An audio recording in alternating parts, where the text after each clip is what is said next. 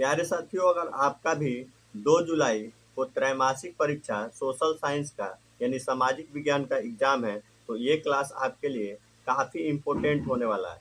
क्योंकि इस क्लास में हम आज का वायरल प्रश्न लेकर आए हैं, जो सेम टू सेम यही प्रश्न आपके एग्जाम में आने वाला है और यही पेपर पूरा पूरा छपने वाला है। ठीक है, तो चलिए बिना देरी किए क्लास को स्टार्ट करते हैं और एक एक प्रश्न का आप जवाब दीजिएगा और कमेंट करके बताइएगा कि आपका कुल कितना सही हुआ। ठीक है, तो चलिए क्लास को स्टार्ट करते हैं पहले प्रश्न के साथ। पहला प्रश्न क्या कहता है सर? पहला प्रश्न कहता है सर कि मार्टिन लूथर ने किसका विरोध किया था, बताइए। मार्टिन लूथर ने किसका विरोध किया था? तो मार्टिन लूथर जो थे वो रंगभेद नीति का विरोध किए थे, यानी ऑप्शन नंबर सी इसका क्या हो जाएगा? बिल्कुल करेक्ट हो जाएगा। अगला प्रश्न क्या है सर कि इटली एवं जर्मनी के एकीकरण के विरुद्ध में निम्नलिखित में से कौन था? बताइए, इसमें से कौन इटली और एकीकरण इटली एवं जर्मनी के एकीकरण के लिए विरुद्ध में था? बताइए, तो कौन था? तो ऑस्ट्रिया था, यानी ऑप्शन नंबर सी भी इसका क्या हो जाएगा? बिल्कुल करेक्ट हो जाएगा। और ये जितने भी प्रश्न है ना, ये सभी प्रश्न आपके एग्जाम में सीधे सीधे आने वाले हैं और इस बार एग्जाम में आपको धुआं धुआं कर देना है। अगला प्रश्न है क्या है? रक्त एवं लौह नीति का आलम्बन किसने किया था? बताइए, रक्त एवं लौह नीति का आलम्बन किसने किया था? तो रक्त एवं लौह नीति का आलम्बन किसने किया था? तो बिस्मार्क ने किया था। ऑप्शन नंबर सी इसका क्या हो जाएगा? बिल्कुल करेक्ट हो जाएगा। और ये जितने भी प्रश्न है पूरे के पूरे वायरल प्रश्न है, यही सब प्रश्न आपके एग्जाम में सीधे सीधे पूछने वाले हैं। ठीक है, तो बिना देरी किए क्लास को देखते रहिए और क्लास को छोड़ कर मत जाइए। ठीक है, अगला क्या है कि कार्ल मार्क्स का जन्म कहाँ हुआ था? बताइए, कार्ल मार्क्स का जन्म कहाँ हुआ था? बताइए। तो कार्ल मार्क्स का जो जन्म हुआ था वह जर्मनी में हुआ था, यानी ऑप्शन नंबर बी इसका क्या हो जाएगा? बिल्कुल करेक्ट हो जाएगा। सभी को आपको याद रखना है क्योंकि यही सब प्रश्न आपके एग्जाम में आने वाले हैं, पूरा पूरा छपने वाला है। ठीक है, रूस में कृषक दास प्रथा का अंत कब हुआ? बताइए, रूस में कृषक दास प्रथा का अंत कब हुआ? बताइए, क्या होगा सर? तो इसका आंसर क्या हो जाएगा? ऑप्शन नंबर ए हो जाएगा 1861। ठीक है, 1861 हो जाएगा। अगला क्या है सर? अगला प्रश्न है बाबू लोग कि वियना कांग्रेस का स्थापना कब हुआ? वियना कांग्रेस कब हुआ? वियना कांग्रेस कब हुआ? बताइए। तो वियना कांग्रेस जो हुआ था वह कब हुआ था? तो ये जो हुआ था ये कहाँ हुआ था? तो 1815 में हुआ था, यानी ऑप्शन नंबर ए इसका क्या हो जाएगा? बिल्कुल करेक्ट हो जाएगा। ठीक है, सभी प्रश्न आपके लिए काफ़ी इम्पोर्टेंट है क्योंकि यही सब प्रश्न आपके आपके एग्जाम में ये सीधे सीधे आने वाले हैं। ठीक है, तो बिना देरी किए क्लास को देखते रहिए। ठीक है, अगला क्या है सर? अगला प्रश्न है कि बोल्शेविक क्रांति कब हुई थी? बताइए, बोल्शेविक क्रांति कब हुई थी? फटाफट आप लोग बताते रहिए, फटाफट। क्या होगा? बोल्शेविक क्रांति कब हुई थी? तो बोल्शेविक जो क्रांति हुआ था वह कब हुआ था? तो ये जो हुआ था ये हुआ था नवंबर 1917 को, यानी ऑप्शन नंबर बी इसका क्या हो जाएगा? बिल्कुल करेक्ट हो जाएगा। ठीक है मेरे प्यारे भाइयों, यही सब प्रश्न आने वाले हैं दोस्तों। जो हिंद चीन पहुंचने वाला प्रथम व्यापारी कौन था? बताइए, हिंद चीन पहुंचने वाला प्रथम व्यापारी कौन था? तो कौन था? तो पुर्तगाली था, यानी ऑप्शन नंबर सी इसका क्या हो जाएगा? बिल्कुल करेक्ट हो जाएगा। और प्यारे बच्चों, यही सब प्रश्न सीधे सीधे आने वाले हैं। ठीक है, तो भी आपको घबराना नहीं है क्योंकि यही प्रश्न आने वाला है। ठीक है, तो बाद में पछताना ना पड़े इसलिए पूरा का पूरा क्लास को देखिए। अगला क्या है कि रंपा विद्रोह कब हुआ था? बताइए, रंपा विद्रोह कब हुआ था? तो 1916 में हुआ था, यानी ऑप्शन ए इसका क्या हो जाएगा? बिल्कुल सही हो जाएगा। ठीक है, अगला अगला प्रश्न क्या है सर? अगला प्रश्न है कि जालियांवाला बाग हत्याकांड किस तिथि को हुआ था? बताइए, जालियांवाला बाग हत्याकांड किस तिथि को हुआ था? सभी लोग कमेंट करके बताइए। ये बहुत ही इम्पोर्टेंट प्रश्न है, इसको वीवीआई कर लीजिए क्योंकि यही सब प्रश्न पूछने वाला है। ठीक है, तो ये क्या हो जाएगा?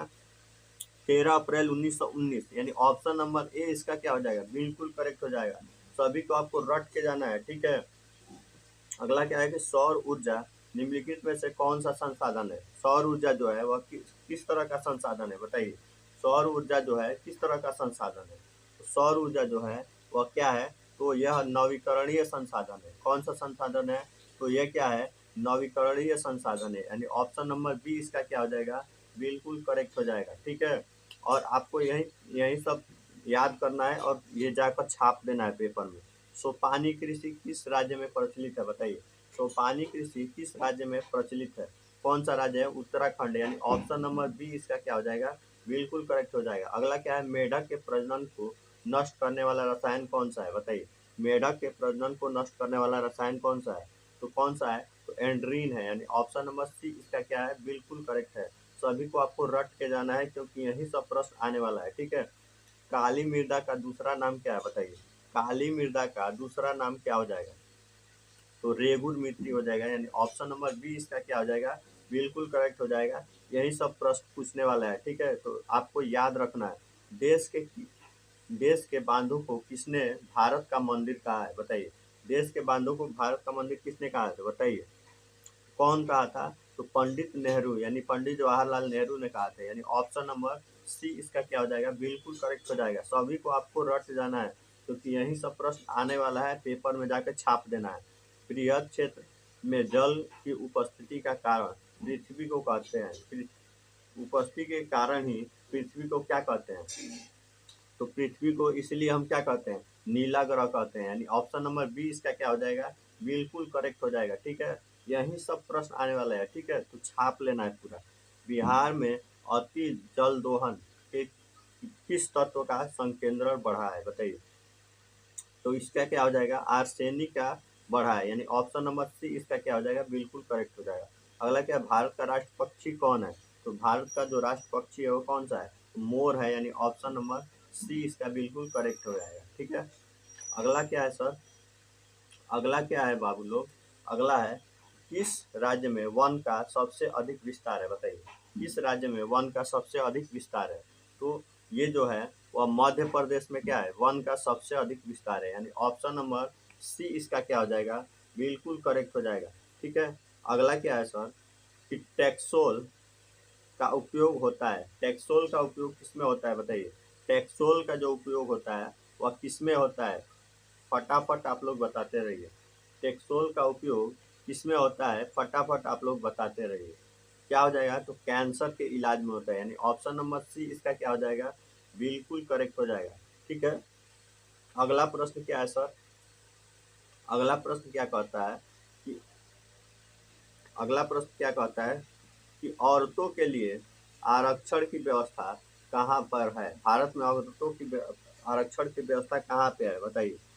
तो कहाँ पे है, फटाफट आप लोग बताते रहिए। तो पंचायती राज राज्य संस्थाएं में है, यानी ऑप्शन नंबर डी इसका क्या है, बिल्कुल करेक्ट हो जाएगा। ठीक है, सभी को आपको रट जाना है क्योंकि यही सब प्रश्न आने वाला है। ठीक है, तो आपको याद रखना है प्यारे बच्चों। सांप्रदायिक राजनीति किस पर आधारित है, बताइए। सांप्रदायिक राजनीति किस पर आधारित है, फटाफट आप लोग बता दीजिए क्योंकि यही सब ओरिजिनल वही ओरिजिनल पेपर है। ठीक है, तो धर्म पर आधारित है। ठीक है, ऑप्शन नंबर ए इसका क्या हो जाएगा, बिल्कुल करेक्ट हो जाएगा। संघ सरकार का उदाहरण कौन सा है, बताइए। संघ सरकार का उदाहरण कौन सा है, तो अमेरिका जो है वो संघ सरकार का उदाहरण है, यानी ऑप्शन नंबर ए इसका क्या है, बिल्कुल करेक्ट है।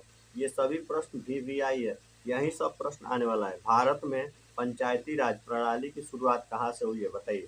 भारत में पंचायती राज प्रणाली की शुरुआत कहाँ से हुई है, तो कहाँ से हुई, तो राजस्थान से हुई है, ऑप्शन नंबर ए इसका क्या हो जाएगा, बिल्कुल करेक्ट हो जाएगा। ग्राम कचहरी का प्रधान कौन होता है, बताइए। ग्राम कचहरी का प्रधान कौन होता है, तो सरपंच होता है, यानी ऑप्शन नंबर बी इसका क्या हो जाएगा, बिल्कुल करेक्ट हो जाएगा। यही सब प्रश्न आने वाला है। ठीक है, लोकतंत्र जनता का जनता के द्वारा जनता के लिए शासन है, यह कथन किसने कहा था, तो ये जो कहा था अमेरिका के राष्ट्रपति लिंकन ने कहा था, यानी ऑप्शन नंबर बी इसका क्या हो जाएगा, बिल्कुल करेक्ट हो जाएगा। ठीक है, ये जितने भी प्रश्न है बहुत ही इंपॉर्टेंट है। ठीक है, भारत में मतदाता होने का न्यूनतम आयु कितने होना चाहिए, तो 18 वर्ष होना चाहिए, यानी ऑप्शन नंबर सी इसका क्या हो जाएगा, बिल्कुल करेक्ट हो जाएगा। संपूर्ण क्रांति का नेतृत्व किसने किया था, बताइए। संपूर्ण क्रांति का नेतृत्व किसने किया था, तो जयप्रकाश नारायण ने किया था, यानी ऑप्शन नंबर डी इसका क्या हो जाएगा, बिल्कुल करेक्ट हो जाएगा। यही सब प्रश्न आने वाला है। ठीक है, इसलिए इसको आपको याद रखना है। अगला क्या है, लोकसभा में निर्वाचन हेतु कुल सीटों की संख्या कितनी है, तो लोकसभा में निर्वाचन हेतु कुल सीटों की संख्या जो है 543 है। ऑप्शन नंबर सी इसका क्या है, बिल्कुल करेक्ट है। अगला क्या है, निम्न में से कौन राष्ट्रीय दल नहीं है, बताइए कौन राष्ट्रीय दल नहीं है, बताइए। तो लोक जनशक्ति पार्टी जो अब लोजपा है, वो ऑप्शन नंबर सी, ये क्या है, राष्ट्रीय दल नहीं है। ये क्या है, राष्ट्रीय दल नहीं है, ठीक है। अगला क्या है सर, निम्न निम्न में से किसे प्राथमिक क्षेत्र कहा जाता है, बताइए। प्राथमिक क्षेत्र किसे कहा जाता है, बताइए। कृषि क्षेत्र को क्या कहा जाता है, प्राथमिक क्षेत्र कहा जाता है। ऑप्शन नंबर बी इसका क्या हो जाएगा, बिल्कुल करेक्ट हो जाएगा, ठीक है। अगला क्या है, भारत में पंचवर्षीय योजना का गठन कब किया गया, बताइए।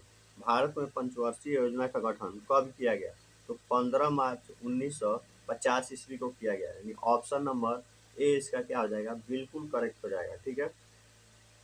अगला क्या है सर, कि जिस देश के राष्ट्रपति राष्ट्रीय आय अधिक होती है वह देश क्या कहलाता है। जिस देश की राष्ट्रीय आय अधिक होती है वह क्या कहलाता है, तो वो जो होता है वह विकसित राज्य कहलाता है, विकसित देश कहलाता है, ठीक है। जितने भी प्रश्न है बहुत ही इंपॉर्टेंट है, ठीक है। भारत में वित्तीय वर्ष कहा जाता है, भारत में वित्तीय वर्ष कहा जाता है, बताइए किसे कहा जाता है। तो भारत में जो वित्तीय वर्ष होता है कब होता है, 1 अप्रैल से 31 मार्च, यानी ऑप्शन नंबर सी इसका क्या हो जाएगा, बिल्कुल करेक्ट हो जाएगा, ठीक है। अगला क्या है सर, कि भारत के किस राज्य का प्रति व्यक्ति आय सर्वाधिक है, बताइए।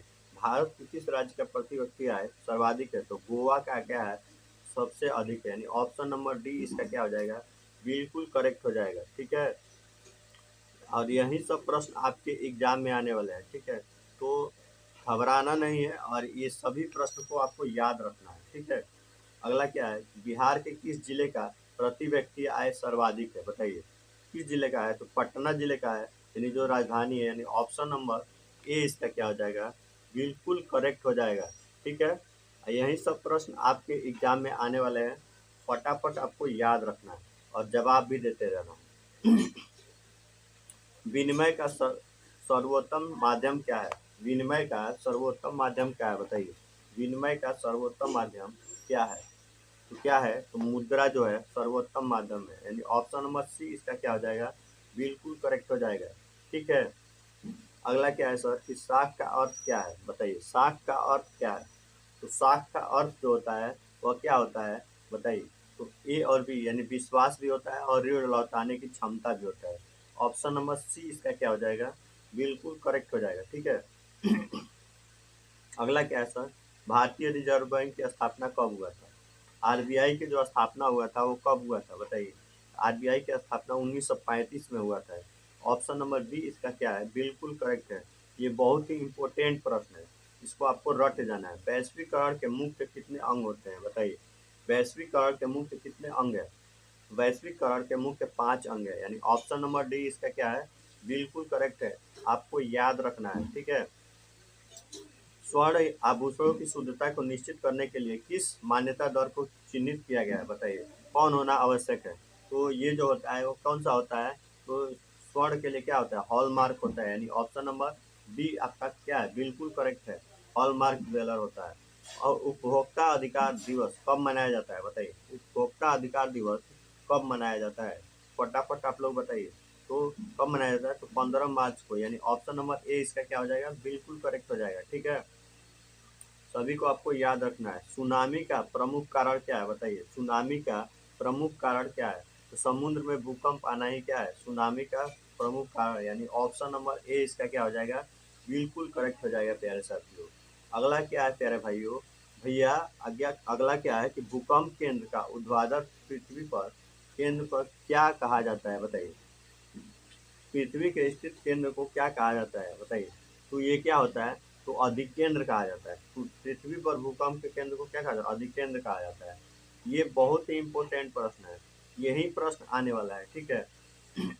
बाढ़ से अधिक हानि किसे होती है, बताइए। बाढ़ से अधिक हानि किसको होती है, फटाफट मेरे भैया बताइए क्या होता है। उपरोक्त यानी फसलों को होता है, पशुओं को होता है, भवनों को होता है, यानी सभी को होता है। तो ऑप्शन नंबर डी इसका क्या हो जाएगा, बिल्कुल करेक्ट हो जाएगा, ठीक है। अगला प्रश्न है मेरे भाई, कि संचार का सबसे लोकप्रिय साधन क्या है, बताइए। संचार का सबसे लोकप्रिय साधन क्या है? फटाफट आप लोग बताइए। तो क्या हो जाएगा? मोबाइल हो जाएगा, सभी के पास होता है। मोबाइल ही क्या है? सबसे संचार का सबसे उपयुक्त साधन है आज के लिए। सभी लोग क्या करते हैं? मोबाइल का यूज कर रहे हैं। ठीक है। अगला क्या है? कृषि सुखाड़ होता है। कृषि सुखाड़ होता है, बताइए। कृषि सुखाड़ होता है, इसके लिए जल के अभाव में क्या होता है? कृषि का सुखाड़ होता है, यानी ऑप्शन नंबर ए इसका क्या हो जाएगा? बिल्कुल करेक्ट हो जाएगा। ठीक है। अगला क्या है? गैरिबाल्डी पेशे से क्या था, बताइए। गैरिबाल्डी जो था वो पेशे से क्या था? तो गैरिबाल्डी जो था पेशे से क्या था? नाविक था, यानी ऑप्शन नंबर डी इसका क्या हो जाएगा? बिल्कुल करेक्ट हो जाएगा। और यही प्रश्न आपके एग्जाम में आने वाला है सीधे सीधे, तो इसको आपको इम्पोर्टेंट कर लेना है, क्योंकि यही प्रश्न आपके एग्जाम में आने वाला है सीधे सीधे, ये गारंटी के साथ है। अगला क्या है सर? भारत में कोयले का सर्वप्रमुख उत्पादक राज्य है। तो भारत में कोयले का सर्वप्रमुख उत्पादक राज्य कौन है? तो झारखंड है। ऑप्शन नंबर 20 का क्या है? बिल्कुल करेक्ट है। सभी प्रश्न इंपोर्टेंट है, यही प्रश्न आने वाला है। ठीक है। स्वर्णिम चतुर्भुज महामार्ग किससे संबंधित है? लास्ट क्वेश्चन है, बताइए किससे संबंधित है? ये जो सड़क मार्ग से संबंधित है। ऑप्शन नंबर बी इसका क्या है? बिल्कुल करेक्ट है। ठीक है। अगर आपको यही था पूरा 50 ऑब्जेक्टिव क्वेश्चन। अगर आपको ये क्लास अच्छा लगा हो तो क्लास को लाइक कर दें और चैनल को सब्सक्राइब कर दें और वीडियो को लाइक कर दें और शेयर कर दें। ठीक है। मिलते हैं नेक्स्ट क्लास में, तब तक के लिए जय हिंद, जय भारत।